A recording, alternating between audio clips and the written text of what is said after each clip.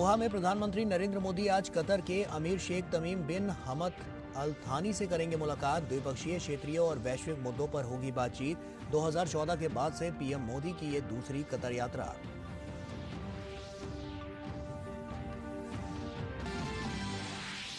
आज शाम 5 बजे चंडीगढ़ में सरकार और किसानों के बीच होगी तीसरे दौर की वार्ता। किसान आंदोलन के कारण दिल्ली की सभी सीमाओं पर सुरक्षा के पुख्ता इंतजाम।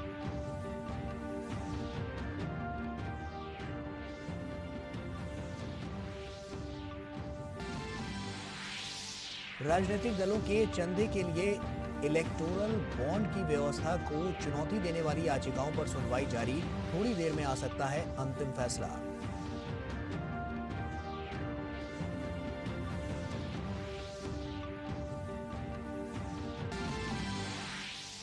बीजेपी ने संदेश खाली में हुई घटना की जांच के लिए बनाई उच्च स्तरीय समिति। आज एससी आयोग भी करेगा संदेश खाली का दौरा। तो वहीं बीजेपी महिला मोर्चा ने भी कहा, बंगाल की पुलिस तृणमूल के गुंडों के साथ पीड़ितों को दे रही है धमकी।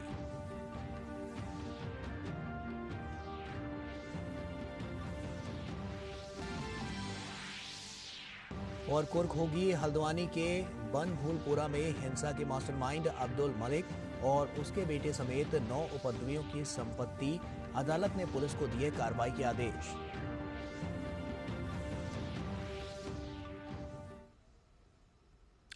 नमस्कार, आप देख रहे हैं डीडी न्यूज। आपके साथ मैं हूं गौरव श्रीवास्तव। प्रधानमंत्री नरेंद्र मोदी इस समय कतर में हैं। संयुक्त अरब अमीरात से पीएम कल शाम सीधे दोहा पहुंचे, जहां आज उनकी मुलाकात कतर के अमीर शेख तमीम बिन हमद अल थानी से होगी।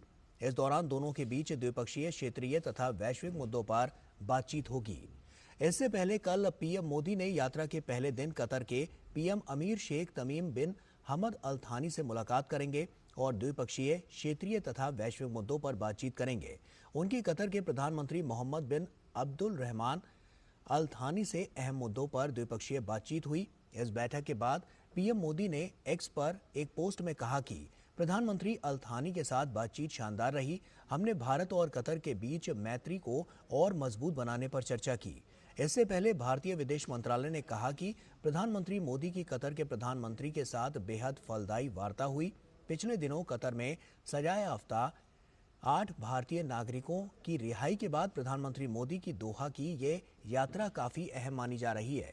वर्ष 2014 में नरेंद्र मोदी के प्रधानमंत्री बनने के बाद से ये उनकी दूसरी कतर यात्रा है। और दोहा में भारतीय समुदाय के लोगों ने प्रधानमंत्री नरेंद्र मोदी का शानदार स्वागत किया। पीएम मोदी से मिलकर भारतीय समुदाय के लोग बहुत ही खुश और उत्साहित दिखे। भारत और कतर के बीच ऐतिहासिक रूप से घनिष्ठ और मैत्रीपूर्ण संबंध हैं।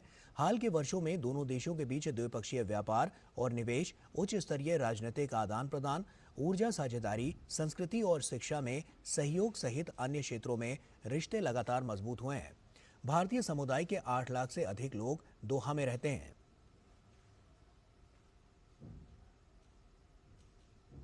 आंदोलन कर रहे किसानों के साथ आज केंद्र सरकार की एक और दौर की वार्ता होगी और केंद्र सरकार की तरफ से कृषि मंत्री अर्जुन मुंडा, वाणिज्य मंत्री पीयूष गोयल और गृह राज्य मंत्री नित्यानंद राय चंडीगढ़ में किसानों के साथ बातचीत करेंगे।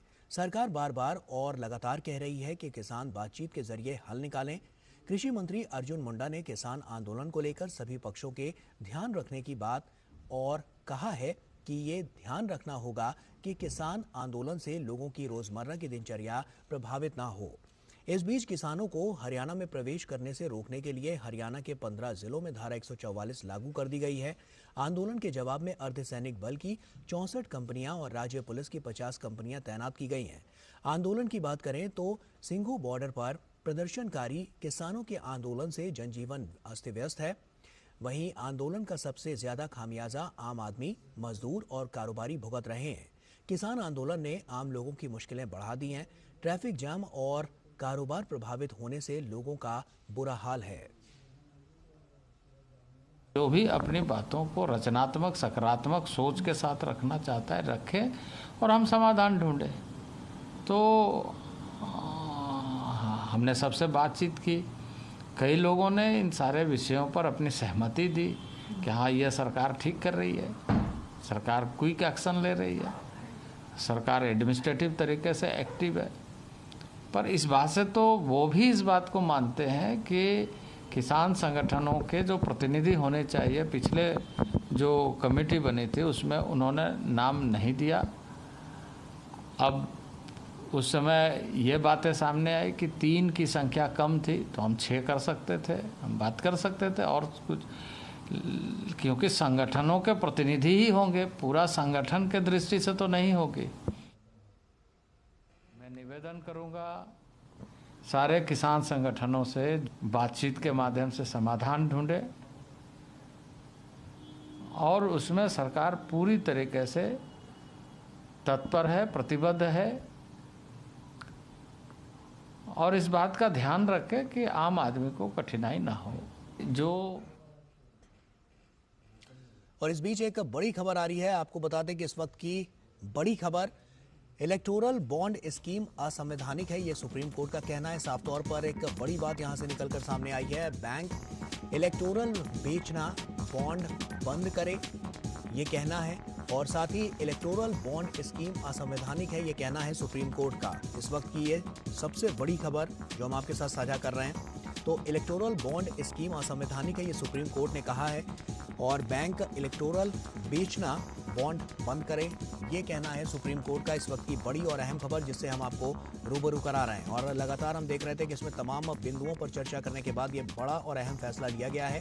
तो ऐसे में साफ तौर पर इलेक्टोरल बॉन्ड स्कीम असंवैधानिक है, ये कहना है सुप्रीम कोर्ट का। एक बड़ा फैसला सुप्रीम कोर्ट की तरफ से सामने आया है, इस वक्त की बड़ी और अहम खबर।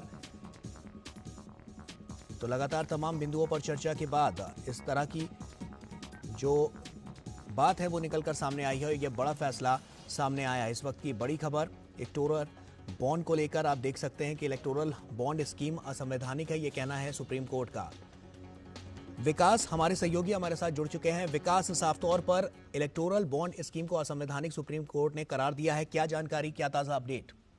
बिल्कुल गौरव, इस मामले में सुप्रीम कोर्ट की संविधान पीठ ने 2 फैसले दिए हैं, लेकिन कोर्ट सीजेआई ने यह साफ किया कि दोनों फैसलों में निष्कर्ष समान है, यानी इलेक्टोरल बॉन्ड स्कीम असंवैधानिक है। इसको लेकर के दोनों फैसलों में इसी मत पर बेंच का विचार रहा है। दूसरी बात, कोर्ट ने यहाँ पर यह कहा कि जो पूरी बहस हुई थी उसमें केंद्र सरकार की तरफ से ये कहा गया था कि ये एनोनिमिटी रखने से कहीं ना कहीं एक जो पॉलिटिकल इंक्लिनेशन होता है, किसी का राजनीतिक झुकाव होता है, फंड जो भी आदमी फंड दे रहा है उसको प्रोटेक्ट किया जाता है। लेकिन कोर्ट ने यहाँ पर यह कहा कि जो याचिकाकर्ताओं की दलील थी कि वोटर को ये जानने का अधिकार है कि जिस उम्मीदवार को, जिस पॉलिटिकल पार्टी को वो वोट दे रहा है उसकी फंडिंग का सोर्स क्या है। तो यहाँ पर कुल मिलाकर जो विवाद था गौरव, वो यही था कि इसमें जो ADR, association of democratic rights का ये कहना था कि अगर वोटर को ये जानने का अधिकार है कि उम्मीदवार का आपराधिक कोई बैकग्राउंड तो नहीं है, उसकी संपत्ति कितनी थी पहले, अब कितनी है, अगर ये सारी चीजें जानने का अधिकार है तो यही राइट एक्सटेंड होता है पॉलिटिकल पार्टी तक भी। तो ये पॉलिटिकल पार्टी की फंडिंग का सोर्स क्या है, उसको किस कॉर्पोरेशन से, किस इंडिविजुअल से कितना पैसा मिल रहा है, ये उसको पता होना चाहिए। तो कोर्ट ने यहाँ पर ये कहा कि दोनों बातों में संतुलन रखना जरूरी है कि क्या जो प्राइवेसी है, जो पॉलिटिकल पार्टी को जो डोनेशन दे रहे हैं उनकी प्राइवेसी और वोटर के जानने का अधिकार, इनके बीच संतुलन की बात थी। कोर्ट ने यहाँ पर यह कहा कि हम ये मानते हैं कि वोटर के जो जानने का अधिकार है, फंडिंग, वो इस पर उसको प्राथमिकता दी जानी चाहिए, क्योंकि वो कहना चाहिए कि जो फ्री और फेयर इलेक्शन की जो बात होती है उसके लिए सबसे जरूरी यह है कि वोटर को पूरी जानकारी हो पार्टी के बारे में, उम्मीदवार के बारे में। और पिछले सुप्रीम कोर्ट के फैसले भी ये कहते हैं कि इलेक्टोरल सैंक्टिटी बनी रहे, इसके लिए ज्यादा से ज्यादा पारदर्शिता की जरूरत है। यही कारण है गौरव की जो फाइनेंस एक्ट में संशोधन करके जो इस स्कीम को लाया गया था, तब आईटी एक्ट का सेक्शन 29 और इसके अलावा जो जनप्रतिनिधि कानून है उसमें बदलाव, जनप्रतिनिधि कानून के सेक्शन 29 और आईटी एक्ट के सेक्शन 13, इनमें बदलाव किया गया था इस पूरी स्कीम को इनेबल करने के लिए। और इन दोनों अमेंडमेंट्स को सुप्रीम कोर्ट ने असंवैधानिक करार दिया, क्योंकि कोर्ट का यह मानना है कि ये जो राइट टू इंफॉर्मेशन है, जानने का अधिकार है वोटर का, उसका वायलेशन करता है और आर्टिकल 19(1) का भी ये वायलेटिव। बिल्कुल। अब विकास, पिछले साल 31 अक्टूबर से नियमित इसकी सुनवाई शुरू हुई थी और ऐसे में हम लगातार देख रहे हैं तमाम बिंदुओं पर चर्चा हुई, तो ऐसे में कितना बड़ा प्रभाव इससे पड़ता हुआ नजर आएगा इस आदेश के बाद? देखिए, इसका प्रभाव ये होगा कि जो सबसे पहली बात कोर्ट ने ये भी कहा है कि ये जिसने जो फंडिंग अब तक हुई है उसकी जानकारी भी दी जाए कि किस पॉलिटिकल पार्टी को कितनी फंडिंग हुई है, ये जानकारी स्टेट बैंक ऑफ इंडिया मुहैया कराए। और इसके साथ साथ जो क्योंकि सुप्रीम कोर्ट ने एक इंटरिम ऑर्डर दिया था 2019 में और उस वक्त रोक नहीं लगाई थी, लेकिन तब से लेकर अब तक के कितने इलेक्टोरल बॉन्ड्स बिके हैं, कितनी बॉन्ड्स खरीदे गए हैं, किस पार्टी को कितना फंडिंग इसके जरिए हुई है, ये सारी जानकारी भी सुप्रीम कोर्ट ने मांगी है एसबीआई से। और एसबीआई से ये भी कहा, क्योंकि सिर्फ एसबीआई ही अधिकृत है इस तरह के इलेक्टोरल बॉन्ड जारी करने के लिए, कि वो इस आदेश के बाद इलेक्टोरल बॉन्ड जारी करने पर तुरंत रोक लगा दे और ये सारी जानकारी चुनाव आयोग को मुहैया कराए। इलेक्टोरल बॉन्ड की अब तक की जो भी सेल रही है, बिक्री रही है, उसकी डिटेल्स चुनाव आयोग को सौंपी जाए। बिल्कुल, इस चुनावी बॉन्ड योजना में एक दिक्कत भी देखने को मिली थी और साफ तौर पर इसका जिक्र भी सुप्रीम कोर्ट की तरफ से किया गया था कि चयनात्मक गुमनामी और चयनात्मक गोपनीयता ये प्रदान करती है, जिससे कहीं ना कहीं जो बातें हैं वो और ज़्यादा कह सकते हैं कि उसमें और ज़्यादा दिक्कतें होती हुई नजर आई हैं। तो साफ तौर पर हम इसको किस तरह से देखें और किस तरह से माने कि आने वाले समय में इससे कितना बड़ा इम्पैक्ट पड़ता हुआ नजर आएगा? देखिए, इसमें जब कोर्ट के सामने जो सबसे बड़ी दलील थी जो इस स्कीम के पक्ष में थी, वो ये थी कि इससे ब्लैक मनी पर रोक लगेगी, काले धन को रोकने में मदद मिलेगी, क्योंकि ये जो कैश कंट्रीब्यूशन होता था उसकी इसने लिमिट कर दी कि आप एक पर्टिकुलर अमाउंट से ज्यादा कैश डोनेशन नहीं दे सकते, सिर्फ इलेक्टोरल बॉन्ड के जरिए ही आप डोनेशन दे सकते हैं। तो ये ब्लैक मनी को पर रोक लगाने के पक्ष में इस पूरी योजना को बताया गया कोर्ट के सामने और ये दलीलें रखी गई। लेकिन कोर्ट ने कहा कि इसको रोकने के लिए, ब्लैक मनी को रोकने के लिए और भी विकल्प उपलब्ध है। मसलन इलेक्ट्रॉनिक तरीके से ही केवल फंडिंग दी जाए, चेक के जरिए ही केवल फंडिंग दी जाए, तो और भी तरीके हो सकते हैं। लेकिन यहाँ पर जो गोपनीयता का मामला है कि वोटर को ये नहीं मालूम है कि जिस पॉलिटिकल पार्टी को वो वोट दे रहा है आखिर वो किन कंपनी, खासतौर से कोर्ट का लगातार जो स्ट्रेस था, जो पूरा जोर था, वो इस बात पर था कि जो अनलिमिटेड कॉर्पोरेट फंडिंग है किसी भी पार्टी को होती है अगर, वो एक चिंता की बात है, क्योंकि इसमें क्विड प्रो को भी हो सकता है। कोई कंपनी किसी लाभ के लिए किसी पॉलिटिकल पार्टी को समर्थन कर सकती है, पैसे दे सकती है। तो ये भी एक आशंका कॉर्पोरेट फंडिंग को लेकर के कोर्ट ने जताई और ये कहा कि बेहतर है पारदर्शिता के लिए कि इसके जो और तरीके हैं ब्लैक मनी को रोकने के लिए, कि आप इलेक्ट्रॉनिक मीन से, चेक से या दूसरे जो इंस्ट्रूमेंट्स हो सकते हैं जिनमें ज्यादा पारदर्शिता है, उनके जरिए भी फंडिंग ली जा सकती है। लेकिन ये जहां पे एनोनिमिटी की बात आ जाती है कि पता नहीं है कि फंड आया कहां से है वोटर को, वो एक चिंता का विषय है और इसीलिए कोर्ट ने इसको जानने का जो हक है वोटर का, वो और आर्टिकल 19(1) जो मौलिक अधिकार हैं उसकी कसौटी पर कसते हुए ये कहा कि ये असंवैधानिक है और इसीलिए इस योजना को तत्काल प्रभाव से फिलहाल बंद किया जाए। विकास, 24 के आम चुनाव से पहले कितना इम्पैक्ट पड़ेगा? देखिए, इसमें फंडिंग की, अगर आप फंडिंग अमाउंट की बात करें तो अभी तक जो करीब 9,000 करोड़ से ज्यादा की फंडिंग पॉलिटिकल पार्टीज को हुई थी, अलग अलग पॉलिटिकल पार्टीज को, उसमें क्षेत्रीय दल भी हैं, उसमें राष्ट्रीय दल भी हैं। कितना असर पड़ेगा ये आने वाले दिनों में पता चल पाएगा, क्योंकि आप जानते हैं कि समय समय पर जब विधानसभा चुनाव होते थे या कोई आम चुनाव जिस साल में होता था, पर्टिकुलर डेज पर ये 10-10 दिन के लिए एक विंडो ओपन होता था जिसमें इलेक्टोरल बॉन्ड खरीदने होते थे जो आदमी डोनेशन करना चाहता है। अब डोनेशन के लिए, पॉलिटिकल फंडिंग के लिए, पॉलिटिकल डोनेशन के लिए किन किन तरीकों, पुराने तरीकों पर पॉलिटिकल पार्टीज जाएंगी, ये आने वाले समय में साफ हो पाएगा। लेकिन कोर्ट का एक बड़ा निर्णय है, क्योंकि खास तौर से जब आप इलेक्शन ईयर में और आने वाले दिनों में कुछ विधानसभा चुनाव भी होने वाले हैं, ऐसे में क्या वैकल्पिक व्यवस्था हो सकती है, इस पर पुराने जो तरीके थे उन्हीं के जरिए ही जहां तक है पॉलिटिकल डोनेशन हो पाएगी। कोर्ट ने ये भी कहा कि और भी इलेक्ट्रॉनिक मीन्स हैं जहां पर ज्यादा पारदर्शिता है, लेकिन जो इलेक्टोरल बॉन्ड है इसकी अनुमति सुप्रीम कोर्ट नहीं दे सकती। तो आगे किस तरह से इसकी दिशा और दशा देखने को मिल सकती है, क्योंकि साफ तौर पर हम कह सकते हैं इसका बड़ा इम्पैक्ट तो पड़ता हुआ नजर आएगा, लेकिन रूपरेखा आगे की क्या हो सकती है? देखिए, अब इसमें आने वाले दिनों में एक बेहतर व्यवस्था लाई जा सकती है। जिन लूप होल्स पर कोर्ट ने पूरा जोर रखा कि इसमें जहां तक पारदर्शिता का अभाव है, इसको दूर करने के लिए नए सिरे से ऐसी एक नीति लाई जा सकती है। लेकिन जब तक वो नीति नहीं आती तब तक पुराने तरीके से ही पॉलिटिकल पार्टी फंड रिसीव कर सकती हैं। जैसा हमने कल पहले भी कहा कि ये जो पॉलिटिकल फंडिंग के लिए जो इलेक्टोरल बॉन्ड थे, ये पर्टिकुलर डेज पर ओपन होते थे, कुछ खास दिनों में, कुछ खास अवधि के लिए ही इनको जारी किया जाता था। अब क्या व्यवस्था होगी, पॉलिटिकल पार्टीज बेहतर बता पाएंगी कि उन्होंने इसके लिए क्या वैकल्पिक व्यवस्था रखी है, कि उनकी जो फंडिंग इलेक्टोरल बॉन्ड के असंवैधानिक घोषित किए जाने के बाद जो अचानक से इस पर रोक लगेगी, उसके लिए वो किन और तरीकों को चुनने सुनने वाली हैं आने वाले दिनों में। जो पुराने तरीके हैं हालांकि वो अब भी जारी हैं, हालांकि उसमें कैश फंडिंग की जो बात है वो एक उसकी लिमिट पहले भी थी, और इसके अलावा जो बाकी तरीके हैं थ्रू इलेक्ट्रॉनिक मीन्स और या चेक से या ड्राफ्ट से, वो सारे तरीके पॉलिटिकल पार्टीज को अपनाने पड़ेंगे।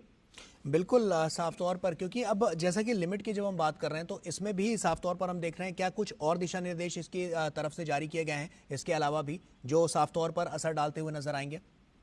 गौरव, इसमें सुप्रीम कोर्ट ने अपनी तरफ से कोई ऐसा निर्देश नहीं दिया है कि क्या कोई नई व्यवस्था कोर्ट दे, नहीं, कोर्ट ने ऐसा नहीं कहा। कोर्ट ने कोई नई व्यवस्था नहीं दी है।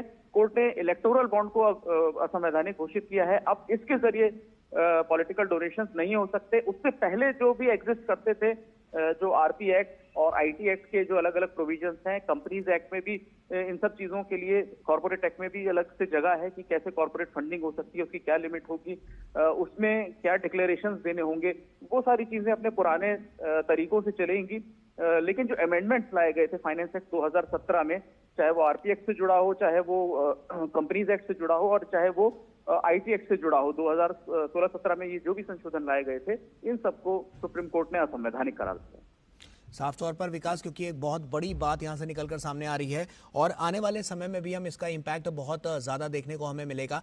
तो विकास, इनके जो तमाम बिंदु हैं उन पर अगर नजर डालें तो किन किन बिंदुओं पर सबसे ज्यादा फोकस किया गया जिसके बाद ये बड़ा फैसला दिया गया?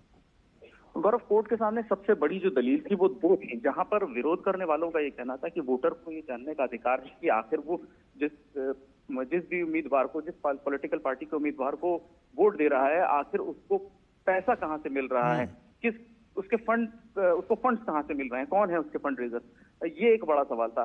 वहीं दूसरी तरफ जो योजना का बचाव करने वाले लोग थे, उनका ये कहना था कि पॉलिटिकल पार्टी को डोनेशन एनोनिमस होनी चाहिए, क्योंकि इसके सार्वजनिक होने से एक पार्टी दूसरी पार्टी के समर्थकों को निशाना बना सकती है, उसके साथ भेदभाव कर सकती है।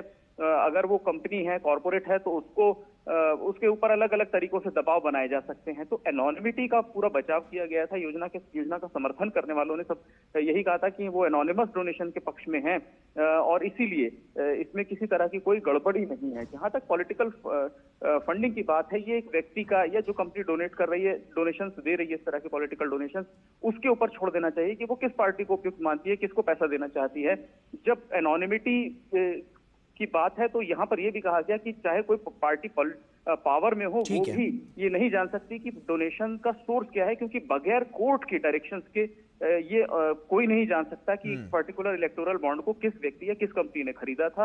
एजेंसीज अपने तौर पर ये पता नहीं कर सकती, ये भी दलील दी गई थी। बिल्कुल विकास, साफ तौर पर क्योंकि तमाम दलीलों को मद्देनजर रखते हुए बड़ा फैसला और अहम फैसला लिया गया है, और साफ तौर पर अब जो इलेक्टोरल बॉन्ड है वो असंवैधानिक करार दे दिया गया है, और ये किया है सुप्रीम कोर्ट के द्वारा किया गया है। बहुत बहुत शुक्रिया विकास, तमाम जानकारियां हमसे साझा करने के लिए। और इसी के साथ वक्त यहां पर एक छोटे से ब्रेक का हो गया है, जल्द लौटते हैं।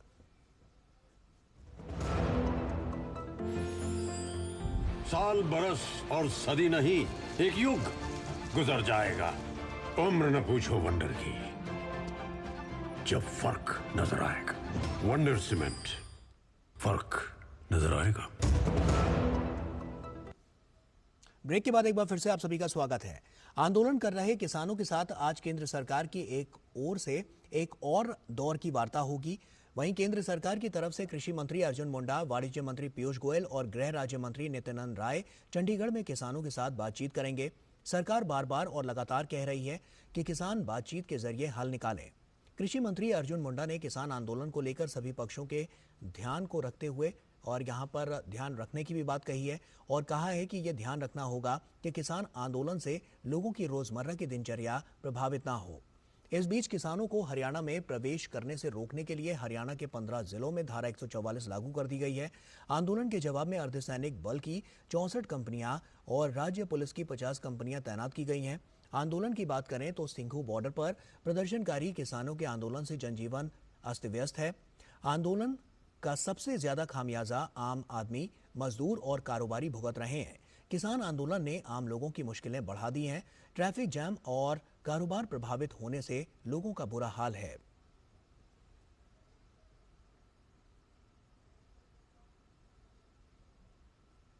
जो भी अपनी बातों को रचनात्मक, सकारात्मक सोच के साथ रखना चाहता है रखे, और हम समाधान ढूंढे। तो हमने सबसे बातचीत की, कई लोगों ने इन सारे विषयों पर अपनी सहमति दी कि हाँ, यह सरकार ठीक कर रही है, सरकार क्विक एक्शन ले रही है, सरकार एडमिनिस्ट्रेटिव तरीके से एक्टिव है। पर इस बात से तो वो भी इस बात को मानते हैं कि किसान संगठनों के जो प्रतिनिधि होने चाहिए, पिछले जो कमेटी बनी थी उसमें उन्होंने नाम नहीं दिया। अब उस समय ये बातें सामने आई कि 3 की संख्या कम थी तो हम 6 कर सकते थे, हम बात कर सकते थे और कुछ, क्योंकि संगठनों के प्रतिनिधि ही होंगे, पूरा संगठन के दृष्टि से तो नहीं होगी। मैं निवेदन करूंगा सारे किसान संगठनों से बातचीत के माध्यम से समाधान ढूंढे और उसमें सरकार पूरी तरीके से तत्पर है, प्रतिबद्ध है और इस बात का ध्यान रखे कि आम आदमी को कठिनाई ना हो। जो एडमिनिस्ट्रेटिव नेचर के काम हैं उसको हम त्वरित गति से निष्पादित करते हुए लोगों को हम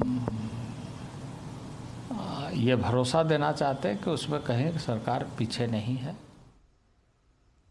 और वहीं किसान आंदोलन से संबंधित 2 जनहित याचिकाएं पंजाब और हरियाणा उच्च न्यायालय में दायर की गई हैं। अदालत ने इस बात पर जोर दिया है कि राज्य सरकारों को अपने नागरिकों की सुरक्षा और सुविधा सुनिश्चित करनी चाहिए और उन्हें होने वाली किसी भी असुविधा को रोकने के लिए उपाय करना चाहिए। हाईकोर्ट ने राज्यों को एक नोटिस जारी किया है जिसमें पंजाब, हरियाणा और केंद्र शासित प्रदेशों द्वारा स्थिति रिपोर्ट दाखिल करने को कहा गया है। अदालत ने कहा है कि वो संबंधित पक्षों को बैठकर समस्या सुलझाने के लिए कहकर विवाद को सुलझाने के पक्ष में है। इस मामले में अगली सुनवाई आज होनी है। और किसान संगठन बार बार एमएसपी को लेकर आंदोलन प्रदर्शन कर रहे हैं, लेकिन यह मुद्दा नजरअंदाज किया जाता है कि केंद्र सरकार किसान परिवारों और खेती की दशा दिशा सुधारने के लिए हर साल 3 लाख करोड़ रुपए से ज्यादा खर्च करती है। इसमें उर्वरकों पर सब्सिडी के अतिरिक्त कृषि मंत्रालय की कई ऐसी योजनाएं हैं जिनके जरिए किसानों के खाते में सीधे पैसे भेजे जाते हैं। वित्तीय वर्ष 2013 से 14 में कृषि मंत्रालय का बजट 27,662.67 करोड़ रुपए था, जो 2023 से 24 में लगभग 5 गुना से ज्यादा बढ़कर 1,25,035.79 करोड़ रुपए हो गया। साल 2023 से 2024 में कृषि एवं किसान कल्याण पर केंद्र सरकार ने 1.25 लाख करोड़ रुपए और उर्वरकों की सब्सिडी पर 1.75 लाख करोड़ रुपए खर्च किए। इसी तरह खाद्य प्रसंस्करण, पशुपालन एवं मत्स्य पालन आदि पर लगभग 10,000 करोड़ रुपए से अधिक का आवंटन किया था। अगर आंकड़ों पर एक नजर डालें तो केंद्र सरकार हर एक किसान पर वर्तमान में कृषि एवं उर्वरक मंत्रालय के तहत प्रतिवर्ष लगभग 22,000 रुपए से ज्यादा खर्च कर रही है। खेती के नुकसान को कम करने के लिए 2016 में शुरू हुए प्रधानमंत्री फसल बीमा योजना के तहत चालू वित्तीय वर्ष में 15,500 करोड़ का आवंटन किया गया है। इससे करोड़ों किसानों की फसल क्षति की भरपाई की जा रही है। कृषि उपज को बाजार से संबद्ध करने के लिए 10,000 कृषक उत्पादक संगठन बनाने का लक्ष्य रखा गया है। अभी तक 7,774 बन चुके हैं। इन्हें इक्विटी अनुदान एवं ऋण गारंटी कवर के रूप में 357 करोड़ रुपए जारी किए जा चुके हैं। अगले 2 वर्षों के दौरान नमो ड्रोन दीदी योजना के लिए 1261 करोड़ रुपए की व्यवस्था की गई है। इससे महिला स्वयं सहायता समूहों को ड्रोन उपलब्ध कराना है। खेती को आसान एवं आधुनिक बनाने के लिए कृषि यंत्रों पर सब्सिडी के रूप में प्रतिवर्ष औसतन 640.55 करोड़ रुपए दिए जा रहे हैं।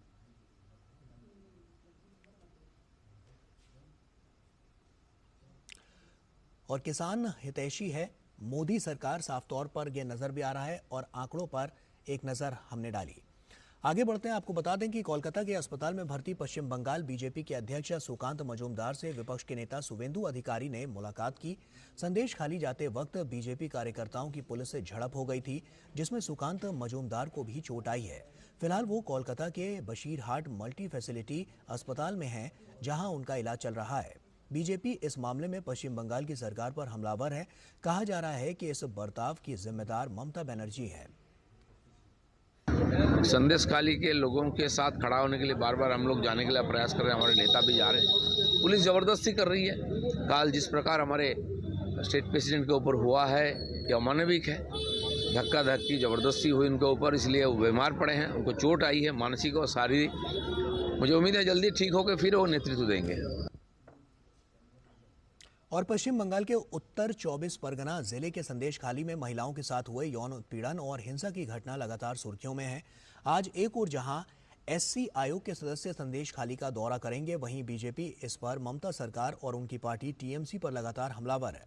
अब बीजेपी अध्यक्ष जेपी नड्डा ने इस मामले की जांच के लिए 6 सदस्यों की उच्च स्तरीय समिति गठित कर दी है। समिति में 2 केंद्रीय मंत्री भी शामिल हैं। सभी सदस्य घटनास्थल का दौरा करके जानकारी इकट्ठी करेंगे और अपनी रिपोर्ट पार्टी अध्यक्ष को सौंपेंगे। जेपी नड्डा ने संदेशखाली की घटना को हृदय विदारक बताया है। समिति के सदस्यों की बात करें तो इसका संयोजक केंद्रीय मंत्री अन्नपूर्णा देवी को बनाया गया है। अन्य सदस्यों में केंद्रीय मंत्री प्रतिमा भौमिक, सांसद सुनीता दुग्गल, कविता पाटीदार, संगीता यादव और उत्तर प्रदेश के पूर्व पुलिस महानिरीक्षक और सांसद ब्रिजलाल हैं।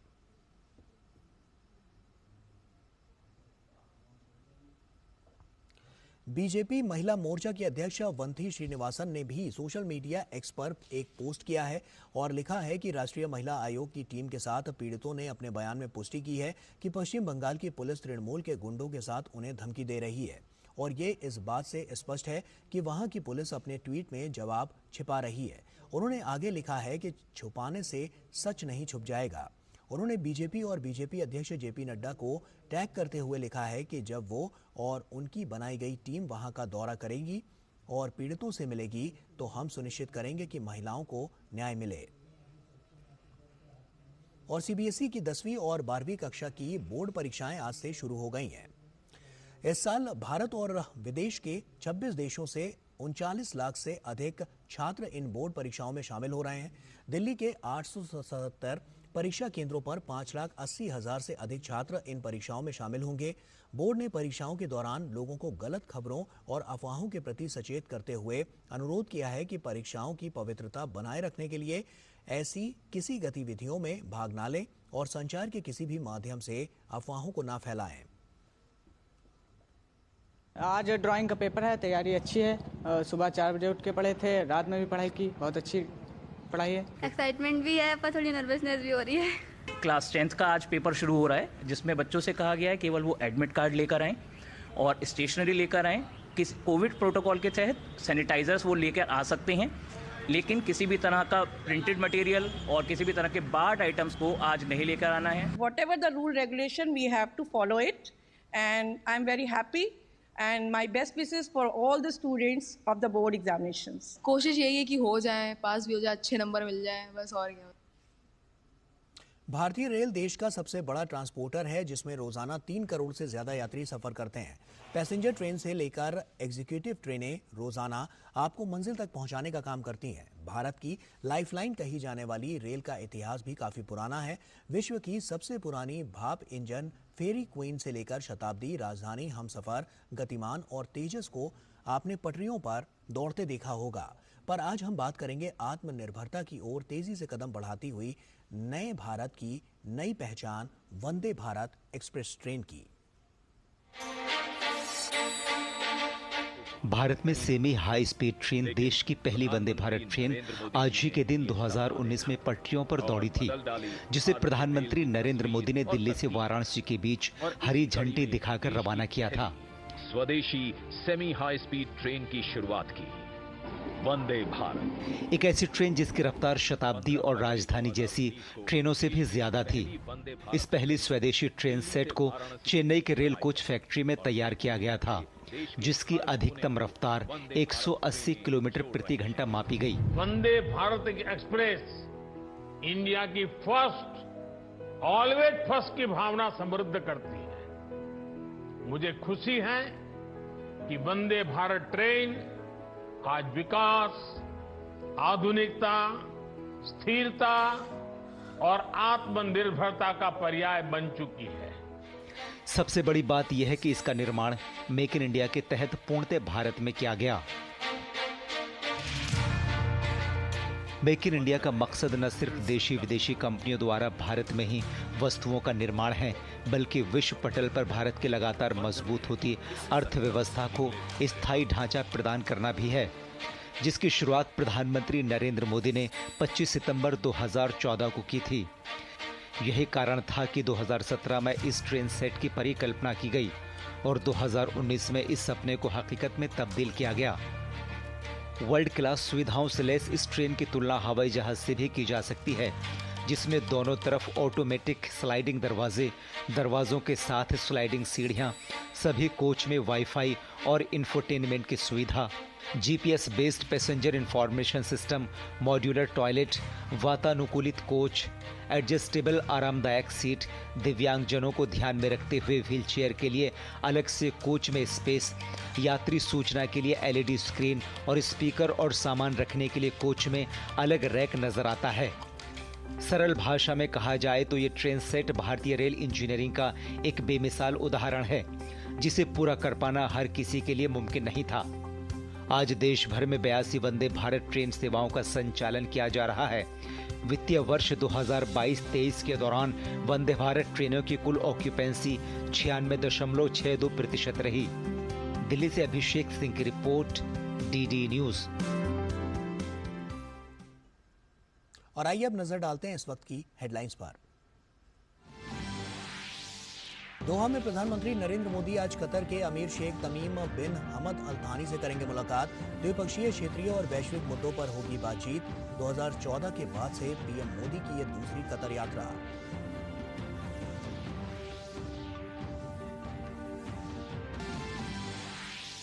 आज शाम 5 बजे चंडीगढ़ में सरकार और किसानों के बीच होगी तीसरे दौर की वार्ता। किसान आंदोलन के कारण दिल्ली की सभी सीमाओं पर सुरक्षा के पुख्ता बंदोबस्त।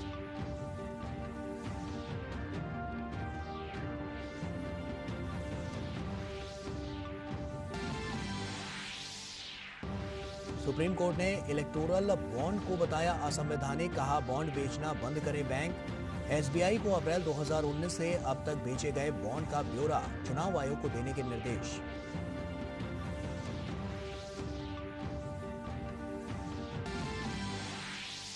बीजेपी ने संदेशखाली में हुई घटना की जांच के लिए बनाई उच्च स्तरीय समिति। आज एससी आयोग भी करेगा संदेशखाली का दौरा। तो वहीं बीजेपी महिला मोर्चा ने भी कहा बंगाल की पुलिस तृणमूल के गुंडों के साथ पीड़ितों को दे रही है धमकी।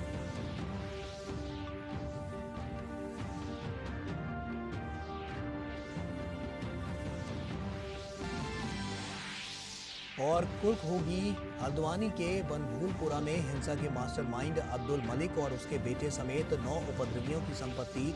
अदालत ने पुलिस को दिए कार्रवाई के आदेश।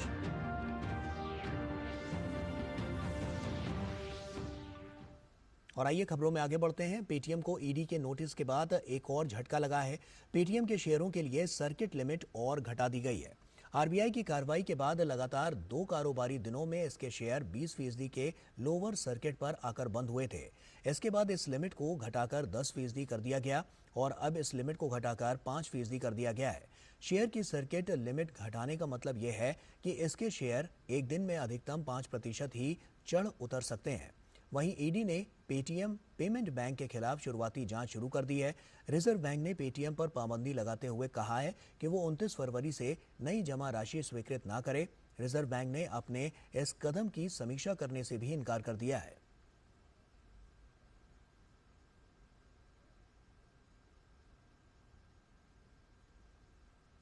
वाणिज्य एवं उद्योग मंत्रालय की ओर से जारी आंकड़ों के अनुसार थोक महंगाई अंतिम बार अक्टूबर में नकारात्मक 0.26% पर थी। उसके बाद से यह सकारात्मक हो गई है। खाद्य महंगाई दर कम होकर जनवरी में 6.85% रही है। दिसंबर में 9.38% थी। पहनने वाले कपड़े और तंबाकू उत्पादों की कीमतों में भी जनवरी में गिरावट देखी गई थी। रिजर्व बैंक ने द्विमासिक मौद्रिक नीति में उपभोक्ता मूल्य सूचकांक यानी कि सीपीआई या खुदरा मुद्रास्फीति को 4% पर लाने के उद्देश्य से ब्याज दरों को छठी बार स्थिर रखा था। खुदरा महंगाई अब भी 5% से ऊपर है। इससे पहले खुदरा महंगाई जनवरी 2024 में घटकर 5.1% पर आ गई थी। ये इसका 3 महीने का निचला स्तर है। दिसंबर में 5.69% रही थी। नवंबर में ये 5.55% और अक्टूबर में 4.87% पर रही थी।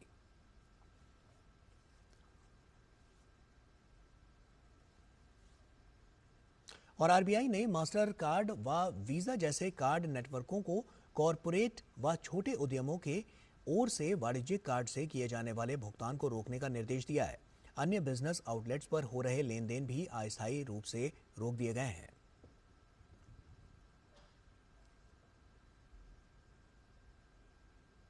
आरबीआई गवर्नर शक्तिकांत दास ने प्रमुख सार्वजनिक और निजी बैंकों के प्रबंध निदेशकों और सीईओ के साथ एक महत्वपूर्ण बैठक बुलाई। इसका उद्देश्य बैंकिंग क्षेत्र के भीतर महत्वपूर्ण मुद्दों और नियामक अधिकारियों व बैंकिंग नेताओं के बीच निरंतर बातचीत सुनिश्चित करना था। गवर्नर दास ने ग्राहकों के हितों की सुरक्षा और वित्तीय प्रणाली की स्थिरता बनाए रखने के महत्व पर जोर दिया। इसके साथ ही उन्होंने अच्छे वित्तीय प्रदर्शन के लिए बैंकों की सराहना भी की, लेकिन किसी भी तरह की लापरवाही के प्रति आगाह भी किया। बैठक के दौरान गवर्नर दास ने बैंकिंग परिदृश्य को प्रभावित करने वाले विभिन्न जोखिम को कम करने के लिए सतर्क और सक्रिय रहने का आग्रह किया। उन्होंने व्यक्तिगत ऋण में तेजी से वृद्धि, ऋण दिशा निर्देशों का पालन, गैर बैंकिंग वित्तीय कंपनियों से संपर्क, तरलता जोखिम प्रबंधन और डिजिटल धोखाधड़ी से निपटने और सुविधाजनक परिचालन सुनिश्चित करने के लिए आईटी और साइबर सुरक्षा उपायों को मजबूत करने की सलाह दी। इसके अलावा गवर्नर दास ने बैंकों को आरबीआई की फिनटेक पहल में सक्रिय रूप से शामिल होने और दक्षता और सुरक्षा बढ़ाने के लिए डिजिटल बैंकिंग समाधान अपनाने के लिए प्रोत्साहित किया।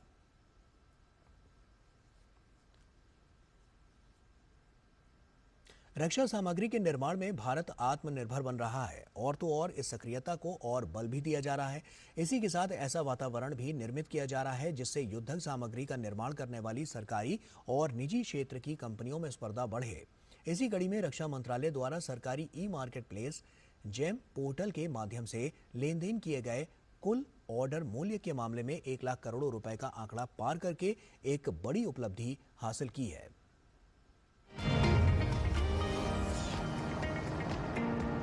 तेजी से बढ़ती अर्थव्यवस्था में तमाम क्षेत्रों का योगदान तो है ही, लेकिन रक्षा क्षेत्र में बीते कुछ सालों में तेजी से इजाफा देखने को मिला है। रक्षा क्षेत्र में आत्मनिर्भर बनने के नजरिए से ठोस नीतिगत फैसलों से तो मदद मिल ही रही है, साथ ही सरकार घरेलू खरीद को प्रोत्साहित कर आयात पर होने वाले खर्च को कम करने में भी जुटी है और लगातार तेजी से इजाफे के साथ इसमें तमाम उपलब्धियां भी देखने को मिल रही हैं। दरअसल रक्षा मंत्रालय ने सरकारी ई मार्केट प्लेस पोर्टल के माध्यम से लेन देन किए गए कुल ऑर्डर मूल्य के मामले में 1 लाख करोड़ रुपए का आंकड़ा पार करके एक बड़ी उपलब्धि हासिल की है। सरकारी ई मार्केट प्लेस को ग्रॉस मर्चेंडाइज वैल्यू यानी कि GMV के रूप में भी जाना जाता है। इसमें से लगभग 45,800 करोड़ रुपए के लेन देन चालू वित्त वर्ष में दिए गए हैं। अंडे जैसी सामान्य वस्तुओं की खरीद से लेकर मिसाइल सिस्टम और महत्वपूर्ण रक्षा अधिग्रहण तक जेम ने रक्षा मंत्रालय को 5.47 लाख से अधिक ऑर्डर पूरा करने में मदद की है। सरकारी ई मार्केट प्लेस जेम के जरिए रक्षा मंत्रालय इस चौंका देने वाले आंकड़े को पार करने वाली पहली केंद्रीय सरकारी इकाई है। ये रक्षा क्षेत्र में सार्वजनिक खर्च को अनुकूलित करने के प्रति अपनी दृढ़ प्रतिबद्धता का उदाहरण है। ये उपलब्धि बदलाव को अपनाने और प्रधानमंत्री नरेंद्र मोदी के आत्मनिर्भर भारत के विजन के प्रमुख प्रचारक के रूप में स्थापित होने के रक्षा मंत्रालय के प्रयास और प्रतिबद्धता को रेखांकित करता है। सामाजिक समावेशन को अधिकतम करने के GEM के मूल मूल्य के अनुरूप रक्षा मंत्रालय ने कुल ऑर्डर का 50.7%, जिसकी राशि 60,593 करोड़ रुपए है, जो सूक्ष्म और लघु उद्यमों को प्रदान किया है, जिससे भारत की अर्थव्यवस्था आत्मनिर्भरता के करीब पहुंच रही है। GEM की स्थापना के बाद से रक्षा मंत्रालय से प्रारंभिक रूप से अपनाने वाला रहा है। उत्तर पूर्वी राज्यों, लेह लद्दाख और विभिन्न द्वीप क्षेत्रों जैसे दूर दराज के इलाकों सहित देश भर के लगभग 19,800 रक्षा खरीदारों द्वारा पोर्टल पर रखे गए अपार भरोसे की वजह से रक्षा मंत्रालय ने ये उपलब्धि हासिल की है। इसके अलावा GEM प्लेटफॉर्म पर रक्षा सार्वजनिक उपक्रमों की भागीदारी ने न केवल खरीद को आसान बनाया है, बल्कि बिक्री को भी सुविधाजनक बनाया है, जो खरीद परिदृश्य में एक आदर्श बदलाव का प्रतीक है। रक्षा क्षेत्र को मजबूत और सशक्त बनाने की कवायद तेज गति से जारी है। इसमें तमाम तरह के नए प्रयोग और आत्मनिर्भर बनाने की दिशा में तेज गति से काम जारी है। साथ ही मांग एकत्रीकरण मॉड्यूल जैसी पहलों के माध्यम से GEM सरकारी लेन देन को किफायती बनाना और उसे सक्षम बनाने का काम जारी रखता है और विभिन्न संगठनों में समान उत्पादों के लिए मांग हासिल करके GEM रक्षा मंत्रालय जैसे खरीदारों के लिए बड़ी मात्रा में खरीद के लाभों को अधिकतम कर रहा है, जो सरकारी खरीद प्रथाओं में परिवर्तनकारी बदलाव लाने के लिए अपनी प्रतिबद्धता प्रदर्शित करता है। Bureau report, DD news.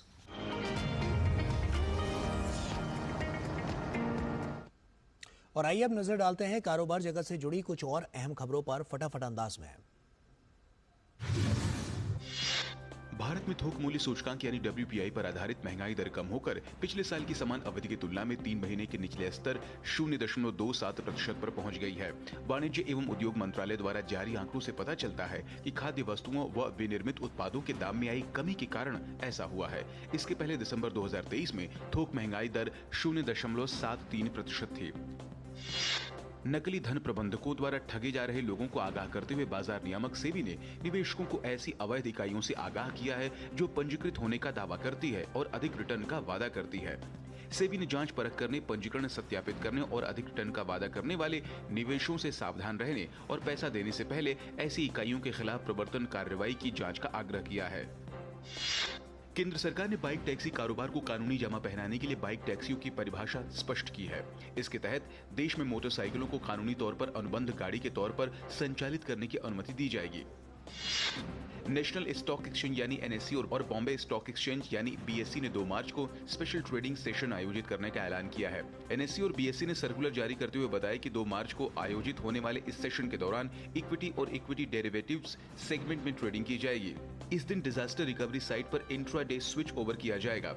यह DR साइट साइबर अटैक जैसी परिस्थितियों में डेटा को बचाने का काम करेगी, साथ ही ट्रेडिंग भी और ज्यादा सुरक्षित हो जाएगी। घरेलू यात्रा वाहनों की थोक बिक्री जनवरी में सालाना आधार पर 14% बढ़कर 3,93,074 इकाई हो गई। यह जनवरी में अभी तक दर्ज बिक्री का सर्वाधिक आंकड़ा है। उद्योग संगठन सियाम ने यह जानकारी दी। वहीं जनवरी 2023 में थोक बिक्री 3,46,080 इकाई रही थी। पेटीएम बैंक के मामले में विदेशी मुद्रा प्रबंधन कानून यानी फीमा के उल्लंघन का भी आरोप है और प्रवर्तन निदेशालय ने इसकी प्रारंभिक जांच शुरू कर दी है।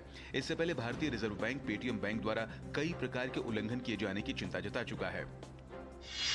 वित्त वर्ष 2024 की दिसंबर तिमाही में भारत का सर्विस ट्रेड सरप्लस पिछले साल की समान अवधि की तुलना में 16% बढ़कर 44.9 अरब डॉलर के रिकॉर्ड स्तर पर पहुंच गया है। इससे वैश्विक उथल पुथल के बीच व्यापार में मजबूती के संकेत मिलते हैं। भारतीय रिजर्व बैंक के आंकड़ों के मुताबिक सर्विस एक्सपोर्ट दिसंबर तिमाही में 5.2% बढ़कर 87.7 अरब डॉलर पर पहुंच गया है, जबकि इस दौरान सर्विस इंपोर्ट 4.3% घटकर 42.8 अरब डॉलर हो गया है। कोयला मंत्रालय ने वित्तीय वर्ष 2023-24 के अपने लक्ष्य को पार करते हुए सरकारी ई-मार्केट प्लस खरीद में एक उल्लेखनीय उपलब्धि हासिल की है।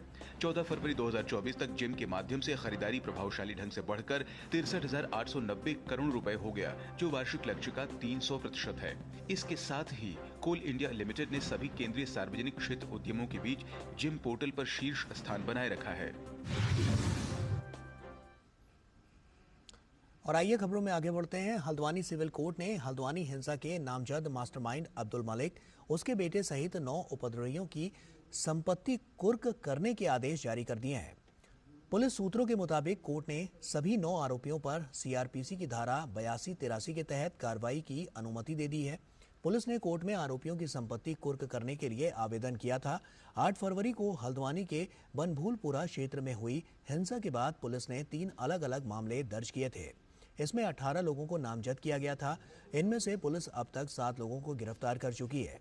मंगलवार को सिविल कोर्ट ने सभी 9 आरोपियों के खिलाफ गैर जमानती वारंट जारी किया था। बुधवार को पुलिस दोबारा कोर्ट पहुंची और इन 9 आरोपियों की रिपोर्ट भी पेश की। पुलिस ने इन उपद्रवियों के खिलाफ धारा 83 के तहत कार्रवाई करने की मांग की। कोर्ट ने इसके बाद अब्दुल मलिक, उनके बेटे अब्दुल मोइद, निवर्तमान पार्षद शकील अंसारी, वसीम उर्फ हप्पा, मोकिन सैफी, एजाज अहमद, तस्लीम, जियाउल रहमान और रईस उर्फ दत्तू की संपत्ति कुर्क करने के आदेश जारी कर दिए हैं।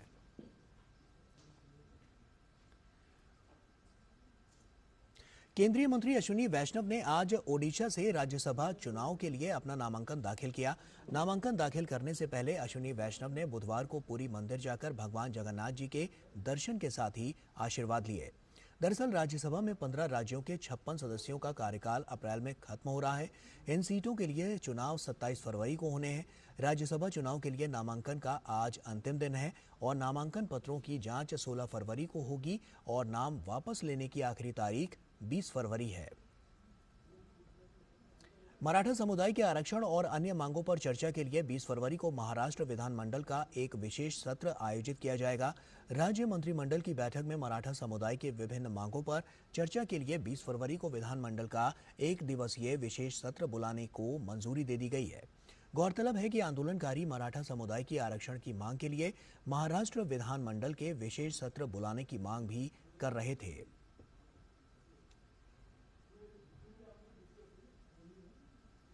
सेना प्रमुख जनरल मनोज पांडे अमेरिका के 4 दिवसीय आधिकारिक दौरे पर हैं। इस दौरान जनरल मनोज पांडे अमेरिका के सेना प्रमुख जनरल रैंडी जॉर्ज और कई अन्य वरिष्ठ अधिकारियों के साथ एक उच्च स्तरीय बैठक में शामिल हुए। जनरल मनोज पांडे का अमेरिकी सेना ने गार्ड ऑफ ऑनर के साथ स्वागत किया। इसके बाद उन्होंने शहीद अमेरिकी सैनिकों को भी श्रद्धांजलि दी। और अमेरिका में एक बार फिर गोलीबारी की घटना सामने आई है। कैंसस सिटी मिसौरी में एक रेलवे स्टेशन के बाहर गोली चली, जिसमें एक व्यक्ति की मौत हो गई जबकि कई अन्य लोग घायल हो गए। घटना के बाद घटनास्थल पर भगदड़ मच गई। पुलिस ने जानकारी दी है कि घटनास्थल से 2 हथियारबंद लोगों को हिरासत में लिया गया है। पुलिस प्रमुख स्टेसी ग्रेव्स ने एक संवाददाता सम्मेलन में उन्हें संदिग्ध बताया। ये घटना तब हुई जब चैंपियन चीफ अपनी सुपर बाउल जीत का जश्न मना रहे थे।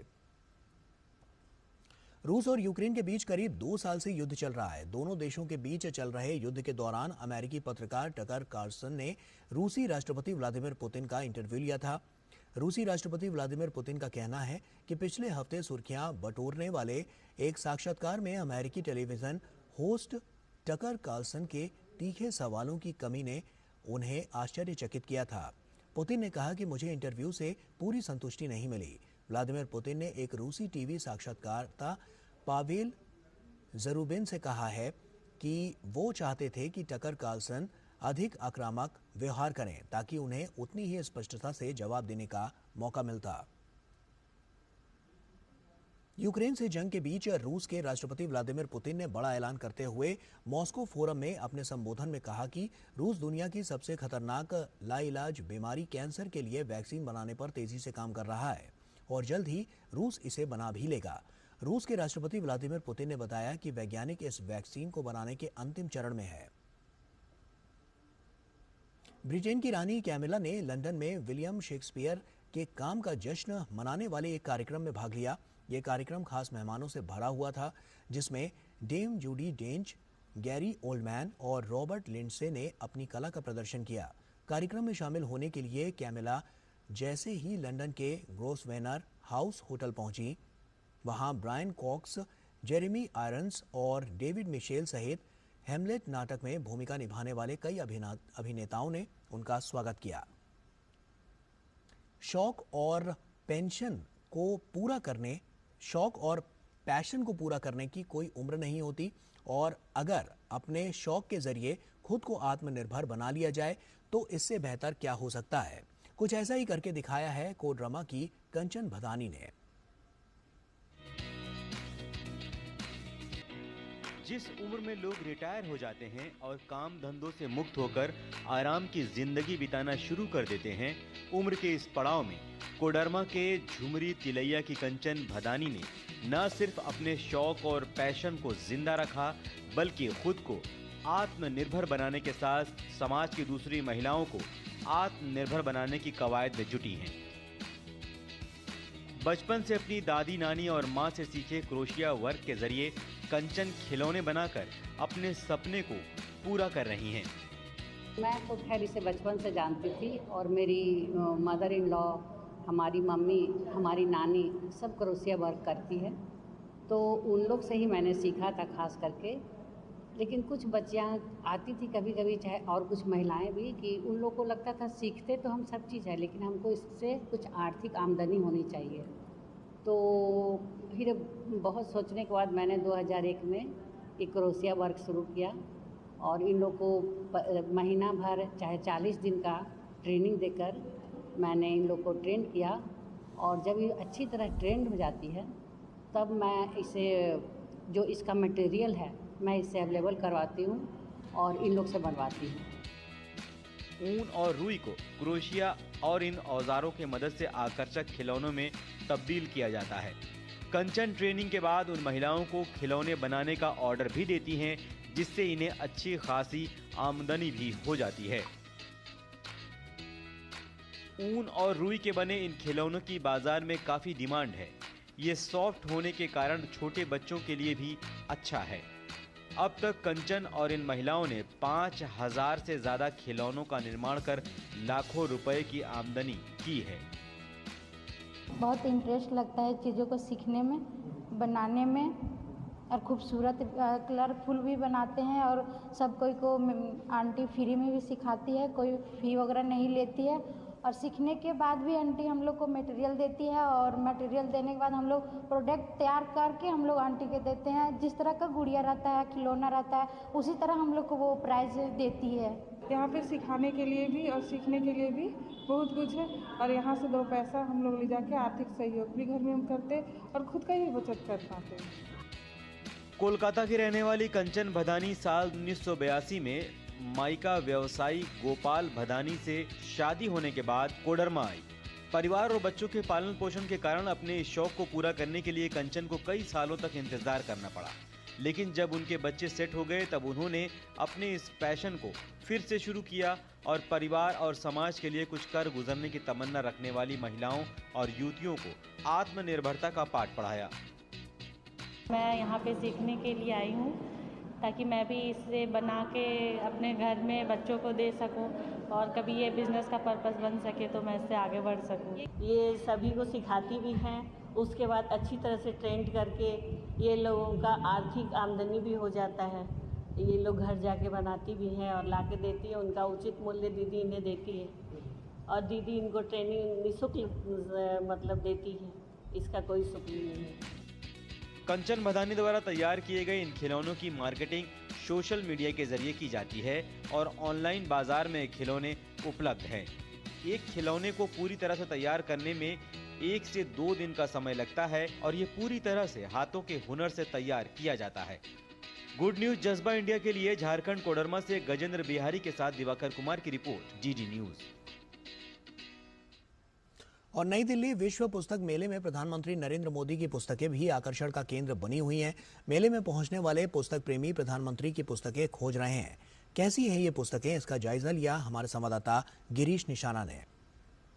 वैसे तो हर बार पुस्तक मेले में प्रधानमंत्री नरेंद्र मोदी द्वारा लिखी हुई पुस्तकें और उन पर लिखी हुई पुस्तकें आकर्षण का केंद्र बनी रहती हैं और इस बार भी नई दिल्ली विश्व पुस्तक मेले में पीएम की पुस्तकों पर बहुत ज़्यादा आकर्षण का केंद्र बना हुआ है। इस बार क्या खास पुस्तकें आई हैं और कौन कौन सी हैं नई पुस्तकें, इस पर ज़्यादा बात करने के लिए हमारे साथ मौजूद हैं Prabhat Kumar ji.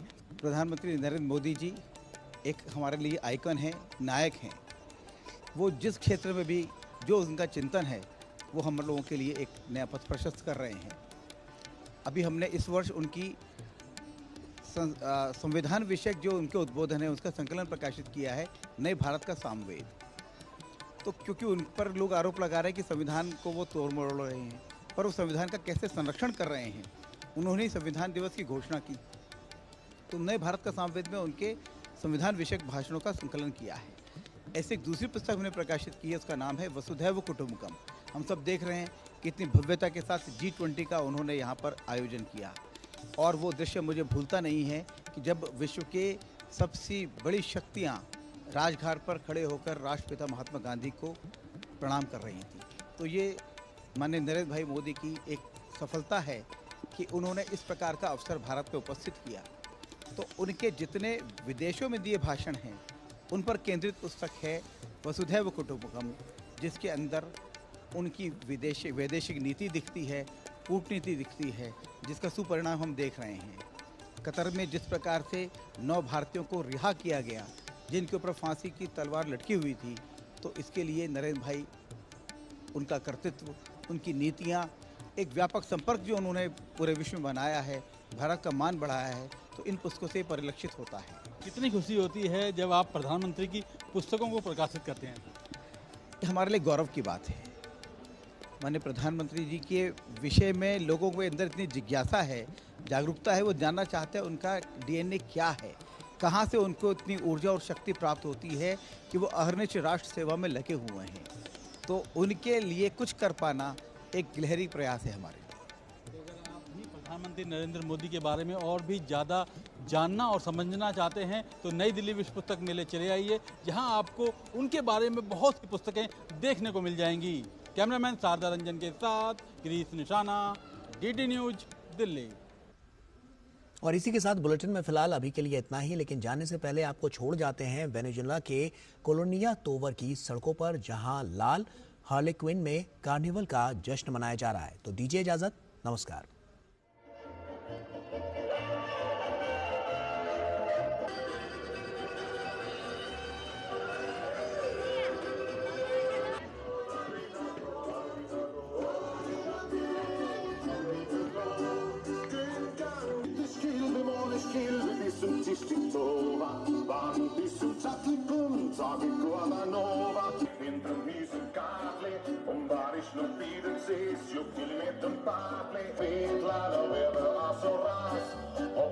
Marianne Lee, gammal mörderkatt, i och det ska bli vinternatt.